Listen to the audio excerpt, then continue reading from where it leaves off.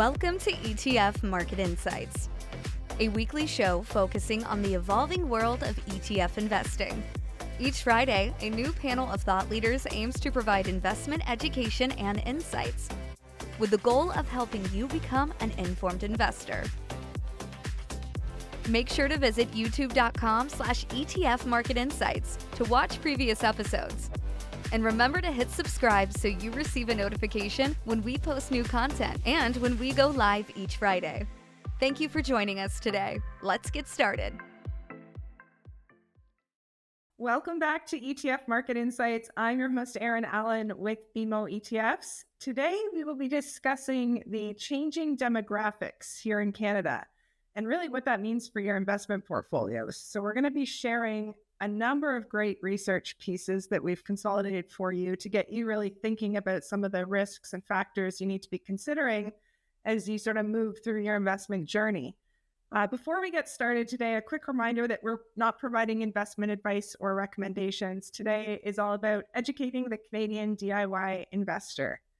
So really excited today to have my colleague and friend, Alain Desbiens, on. Alain brings more than 25 years of experience in the financial service industry with some experience as a broker, and he's currently an ETF specialist with us here at BMO ETFs. We've worked together for over a decade now. So Alain, welcome to ETF Market Insights. It's great to have you on. Thanks for inviting me. I can't believe this is a first. What a topic to be covering, the changing demographics. So hopefully you can set the stage with us and sort of walk us through what is the Canadian population looking like these days in terms of age and where are we headed from that perspective? It's funny because the journey on that presentation began, I would say, 2 years ago when StatsCan released their census 2021. So they've done what we call the age pyramid of the Canadian population. So for everyone that wants to go back, just retain this StatsCan census 2021. Just Google it and you're going to be able to do an even deeper dive. But for the people that are listening to us today, Erin, let's say I'm speaking to the people like me, the boomers. I'm talking about people that are age 59 to 78. I'm going to speak a lot about also the Gen X. The Gen X are the one aged between 44 to 58 years old. That's now, by the way, the richest cohort in the Canadian population, richer than the boomers. After that, the millennials. We're all hearing more and more, and we're going to hear more and more about the millennials, the ones that are aged between 28 to 43. And there's the new generation in the workplace, the Gen Z, the ones that currently are between 12 to 27 years old. One group that I think we're not, by the way, hearing enough of is the greatest generation. Those are the ones born before 1928. The centenary in Canada is the highest percentage of increase in the population. There's more and more people of that age. But why is demographic is interesting? It's because there's been an acceleration of what we call the generational shift. During the pandemic, that was 4 years ago, by the way, roughly right now. A lot of things happened before and during the pandemic, and I don't think we're out of it entirely. But we could sense there was something that was changing. And during the pandemic, for the first time, the Gen Z are now more numerous than the Gen X. So this is really important. The millennials are quasi now more numerous than the boomers. So there's really a generational shift in the Canadian, for Canadians. We all know about the working age Canadian population. This is something. When we look at the last census, what they were telling us is people like me, 60 years old and, more, the boomers, will represent now only 20% of the workforce. This is defined, for the people that are aged between 15 to 64. Indeed, there's people over 65 that works. It's roughly 20% of that population. But the way we define the working age Canadian population is defined by the people that are aged between 15 and 64. Boomers now, 20% of that group. Gen X, 30%. The millennials is now 1/3 of the working age Canadian population, and the Gen Z, 17%. And in 2030, there will be zero boomers in the working age Canadian population because the youngest one is going to be 65. So we know there is a shift. We see it when we go shop. We see it when we go to the hospital. We see it at the bank. We see it everyone. There's a shift right now in the Canadian population. And what does it mean? Up to 2025, that's tomorrow, there's going to be another million more Canadian age 65. That's a lot of people. And from 2023 to 2025, there's 900,000 Canadians that are going to go for retirement. By the way, and you know it, that's including me because I'm retiring May 2nd. Yeah. So I'm part of that wave. So a lot of the research I'm talking to you today has been really helpful for me also to look at what's going on in terms of the shift. So 65 years plus, don't forget, 80% of that population is retired, but there's still 20% of the people that are working. And what it means is there's going to be a lot of need for income solution. I would say a lot of need for tax efficient income solution, and a lot of need for planning in what we do today and what you do well at ETF Market Insight, education. So there's really a shift right now. We see it, we can feel it, and it's just gonna accelerate even more. For sure. That's so interesting. And the statistics are also showing that we're going to live a lot longer, right? And I'm going to get into that. What does that mean as we prepare for retirement and really start thinking about our actual investments? It's so fascinating because since I began to build that presentation, Aaron, I'm seeing in the Global Mail, in La Presse, National Post, a lot of articles around longevity. And I think Canadians are asking themselves when they have, a financial planner that does a plan for them, why did they do a plan to me up to 94-year-old, 98-year-old? My parents live only in their 70s. I will not need that much money up to there. This is higher than where the people live. So I think we need to educate a bit more on this. So one of the best visual I've seen in the past 2 years was done last year in the Globe and Mail. What it was showcasing, and this is the good news, we're all living longer.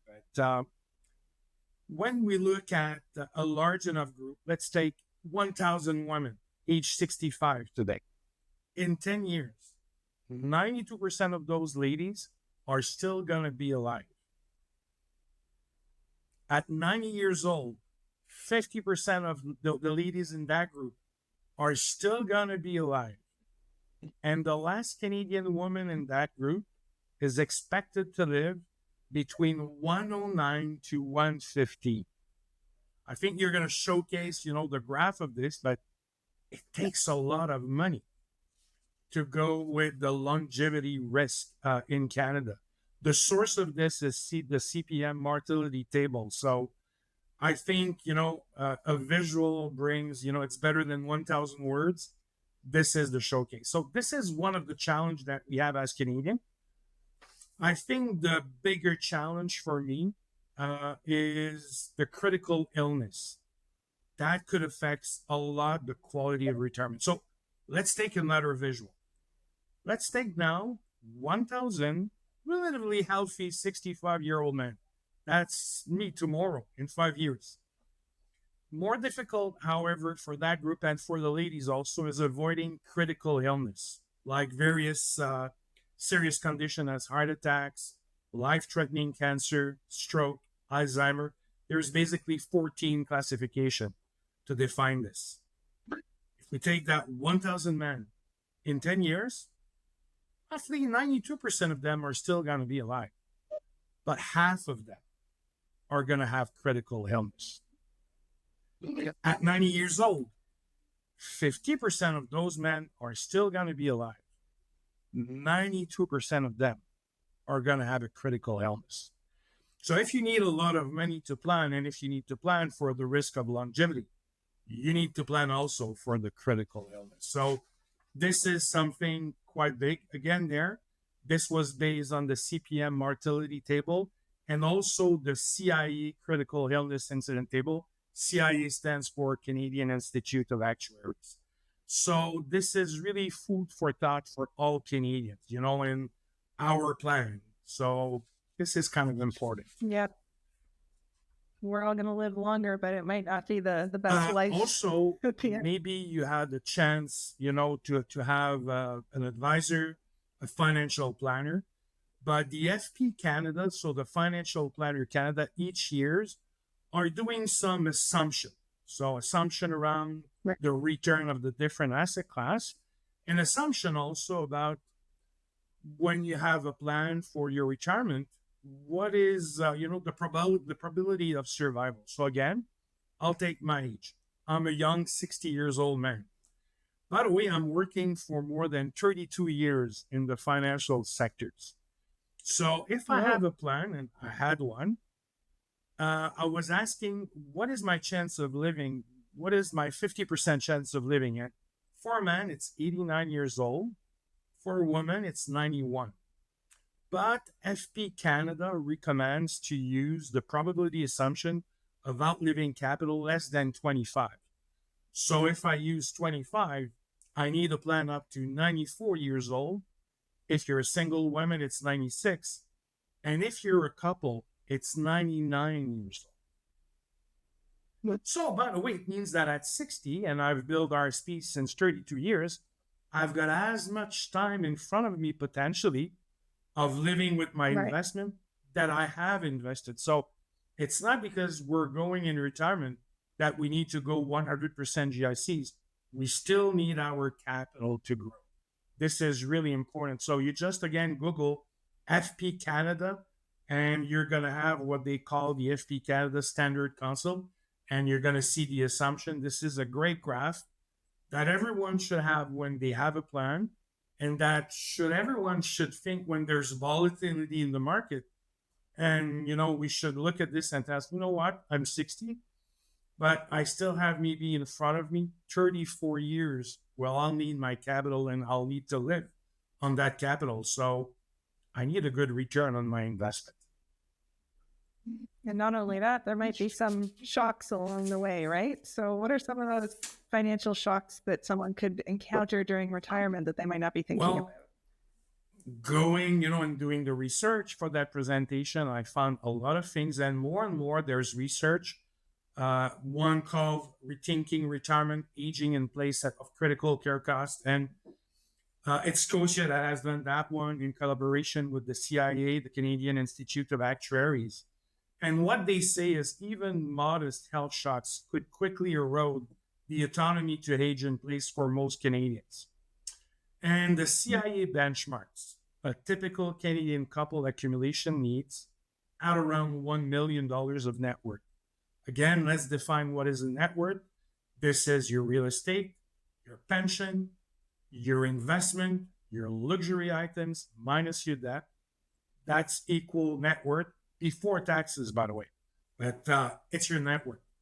Yeah. So basically what they say is when you're going into retirement right now, you should have 1 million. It's probably higher if you're a Gen X. It's probably higher if you're millennial. And it's really higher if you are a Gen Z.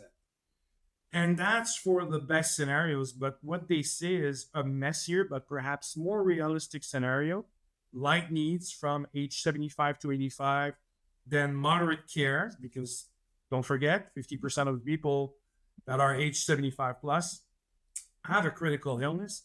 There's a cost for that. And we think that it's maybe more $2 million that Canadian households should have. So I think we need to rethink that retirement. We need to rethink what we want in terms of service, especially if we want to live in our home for a longer period.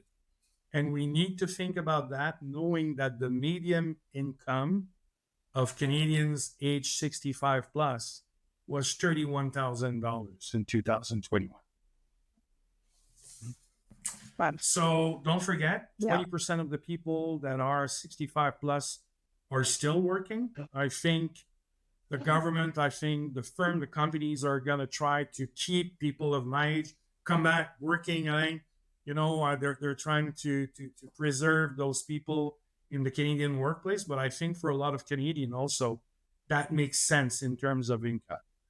And again, this is a huge stats. Half of Canadians are making less than $31,000 right now when they're age 65 plus. There's 10% of Canadians that are making less than 12K per year. So, and when I say $1 million or $2 million, it's quite different if you live in Halifax, in Quebec City, in Ottawa, in Toronto, or Vancouver. Price of real estate is not the same. So there's a plan also based where you are in terms of geography in Canada. Maybe a last food for thought, if I may, Aaron. Before the pandemic, I love reading reports, but you know me, I love reading reports.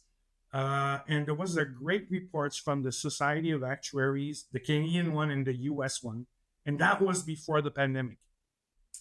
And they made a great graph seeing what are the biggest potential financial shocks in retirement. And I think we need to think about that too. So, by the way, the biggest one is widowhood or divorce. This is the biggest shock. We're always less wealthy alone than when we are in a couple. Right. Also, before the pandemic, the Canadian and US actuaries were telling us that we're not planning enough well regarding the cost of the long-term care and medical costs. And we've seen how it was a bit broken during the pandemic. And after pandemic, we're seeing the costs rise in those two items, the private long-term care and the medical costs. The other things that they were mentioning is we need to plan well regarding our own maintenance. There's a lot of Canadians that have their main residence. They've got a cottage. They've got a condo in US and Florida. A lot of the immigration that came in Canada, this is vital for the Canadian economy. They still have real estate outside Canada. More you age, you need to plan for this. And we know how the manpower to maintain your home is tough to find in Canada. I mean, it's tight in the construction field. So we need to plan for this. Yeah. Before the pandemic, also, they were telling us that we need to plan well regarding the financial gift and loan for the children and grandchildren. I saw a study last year, there was $25 billion that were given by the parents and grandparents to the kids and the grandkids to help them access, a home residence. And they're the lucky one because they could help their kids and their grandkids. And the last thing they were mentioning in the report is we should plan better than we are right now regarding future inflation and taxes. And we see how sticky is the inflation in some spot of the economy. And I wish taxes will be less in 5 years and 10 years that are right now. But I don't know. I think governments are addicted when there's new taxes that are there. It's tough for them to cut them. We'll see. I really appreciate today that you welcome me for the webinar because what we're talking is really key, the longevity literacy. It's so important, Aaron, that the World Economic Forum did a report of 400 pages on this. It's called Living Longer, Better, Understanding Longevity Literacy. I will summarize this in one page. A couple of words. Thank you. It was speaking about quality of life. This is really key. And I would say it's really key in the rich countries. And in the rich countries, for a particular group in each of those countries, financial resilience is really big. And one of the key things, and sorry if I'm saying this, but I think we need a bit of reality check here. What they say in the report is the younger generation, so I would say the young boomers, all the Gen X, and the old millennials, that generation is likely to support the older generation. In the report, they say bank of mom and dad has closed. So we need to plan because we're giving a lot of financial gift and loan to the children and grandchildren. But we need to think about the other side. The millennials, the old Gen Z, the Gen X, and the young boomers helping their parents. I was one of them. I was helping my mom financially in the past 10 years. And my mom died last year. Me and my spouse, we were there often to help her. And the same day she died, Rob Carrick did a great article in the Globe and Mail. And it's called Adult Kids Are Spending $1,000 a Year to Support Parents Who Didn't Save Enough for Retirement. And in the survey, what he was saying is 24% of the people that answered the survey were paying $5,000 to $10,000 a year for their parents. And there was a 29% of them that were paying between $10K to $50K. So in your plan, you need, when you're a Gen X or young boomers, millennials, to think about funding your retirement. If you've got kids, you usually try to fund, for an education plan for your kids, but more and more, we'll need to think also about our parents. So I think this is something that has changed a lot. And one of the key reasons for this is indeed the percentage of Canadians that are debt-free. If I'm thinking about the generation 65 plus, basically in 1999, 72% of them had no debt. They were debt-free. Now, in 2019, it was only 56%. I've not seen the new stats, but I'm pretty sure after COVID, after inflation, probably like now more than half of Canadians age 65 plus have debts. So this is a big change. But we're going to be living longer. We're going to potentially be faced with some of these financial shocks. You talked about debt levels, but generally, how ready are Canadians for retirement right now? Because I have no life and I'm always doing research, great research from Deloitte. It's called Running Out of Time. And they're looking at the retirement readiness of the 3 million Canadians that are aged right now 55, 64. By the way, the 55, 64, it's the wealthiest group in Canada. The vast majority of those groups are still working. Usually their children is enough old, so they're out of the home, so they've paid for education. So what Deloitte is saying from that 3 million Canadian, there's basically 1 million Canadian that are deemed okay, that are retirement ready or confident but cautious. But unfortunately, there's 1 million Canadians that really needs to be looking better at their plan. The median financial asset of that group is $100,000. So $100,000 is maybe not enough with your home to bring you where you need, if the bare minimum now is a net worth of 1 million. And unfortunately, there's roughly another 1 million Canadians that are going to need to be primarily public system supported. So if I'm looking at the readiness of Canadians, there's 1/3 that are ready. There's another 1/3 that needs to be sure that they're doing the right things. And there's 1 million that will need to be helped. So again, I think what you're doing, which is to educate people about investment, about portfolios, not giving advice, but the education is really key so that Canadians can understand what are the challenges, ahead of us. Awesome. Well, thank you for putting together all this research, because I'm sure and I'm that summarizing a lot indeed, of we'll been reading for you. But let's bring it back to ETFs. What are some ETF strategies that can help investors meet some of these goals? Okay, because I've got more years of experience that you've got of age. 33 years ago when I began, it was the ancestors of ETF that were there, the tips and the hips. And that was an innovation. And, now I've been for 14 years with, the BMO ETF team. And I can honestly say that ETF have democratized investment in Canada. In the same times, there's challenge. Canadians never had so much access to low-cost, performing, core, long-term investment solutions. I really believe that all-in-one ETF should be a core holding. There's different type of scenarios like conservative, balanced, growth, all equity, monthly income model. For some of the model, there's even T6. There's a lot of models that are in Canadian dollars, US dollars. So those low cost, 18 beeps, 20 beeps, all in one ETF solution where you're diversified, in the TSX, the S&P, the MSCI EFI, the emerging, the Canadian bond market, a bit the US bond market, really efficient, rebalancing on a quarterly basis. There's a lot of solutions in Canada that target this.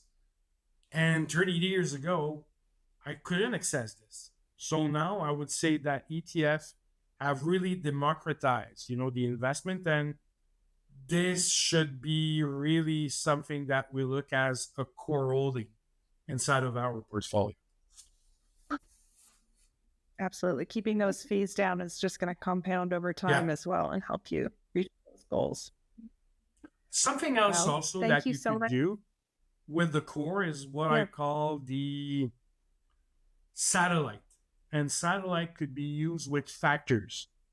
So you're young, so you could combine your ETF portfolios with something more oriented toward quality or sectors that you like, that you think are poised for growth. In my case, because I'm over 60, maybe I want to keep, my feet in the equity allocation, but with less volatility. So maybe low vol is going to be more attractive for me. Maybe something like dividend is going to be more attractive for me. So the core could be an ETF portfolios, and you could combine a bit the satellite with, like I said, depending on your objective, where you are, maybe more with quality, with value, with equal weight sector, or for people that still want to be invested, but with less of the volatility, maybe solutions like low vol dividend could be combined with a key portfolio, an all-in-one key portfolio. Yes, factors are a really important way to lower the volatility in your portfolio and, prepare for some of those shocks that we might come up against. And last things, don't forget that Canadian is a rich country. There's a lot of money in Canada. There's $6.6 trillion, in investment in Canada. 1/3 is registered money, so RSPs, RIF, TFSA. But 2/3 of the money in Canada is in taxable account. So for the people like me, over 60, 65, if you are in the phase where you need a constant monthly income, what's great is now you've got solution like ETF portfolios that can generate a T6 for you, or you can have a monthly income portfolios that are going to generate an interesting level of monthly income. And you could combine this with what we call enhanced income ETF or cover call exchange traded funds. What's cool there's different type. There's some that are more core. So a bit like a dividend fund, diversify, in the TSX, some key sector, 30 stocks, or in US or in the world. Again, if you need income, but you accept a bit more volatility, you could use the benefits of some of the sector cover call, sometimes in sectors that we love, like the banks, the Canadian banks, or sometimes, in sectors that are poised for growth, technology. And there's also asset allocation cover call. So I've seen people combining, saying, you know what, I don't want to pick the sectors, I don't want to pick the core allocation in cover call, so I'm going to combine, an ETF, all-in-one ETF portfolios, and in satellite, I'm going to use an asset allocation geared towards cover call. So again, there is tons of solution because again, I'm saying I'm 60. I've invested in my RSP since 32 years. I probably have as much years in front of me. So I need investment solutions that are low cost, performing, that works, that can be tax efficient. And honestly, ETF offers you this. Yes, you've laid out some great solutions there. Thank you so much, Ellen. I know this is my second time going through this research, so I'm not looking as white in the face as I probably did the first time you shared it with me, but definitely lots of food for thought. And again, I appreciate you taking the time to share this with us and putting it all together. I know you're retiring soon, but I do want to have you back on ETF Market Insights, so we'll definitely have you back. 1 year after retirement, ask me, Elaine. Was it the way you planned? 1 year, so okay. Let's be there. And hopefully people could listen, exchange, the webinar that we did today. I think you're showcasing them on the ETF Market Insight website where we find a lot of your podcasts, webinars, but also a lot of informative tools. Yes, check out etfmarketinsights.com. You can join our mailing list and access a whole wealth of resources and white papers and strategy reports for you there. So make sure you check that out. Thanks to all our viewers for joining us today, and we'll see you next time. Bye for now. Thank you for watching this week's episode of ETF Market Insights. To stream any previous episode of ETF Market Insights series, please visit youtube.com/ETF Market Insights. Remember to hit subscribe and sign up for alerts so you know when we post new content. Also, we invite you to visit our accompanying website for ETF tools, education, and much more at etfmarketinsights.com. Once again, thank you for watching. The session provided is for information purposes only. Any reference to a particular company or product is for illustrative purposes only and should not be considered as investment advice or recommendation to buy or sell. Particular investments and/or trading strategies should be evaluated relative to the individual's investment objectives, and professional advice should be obtained with respect to any circumstance.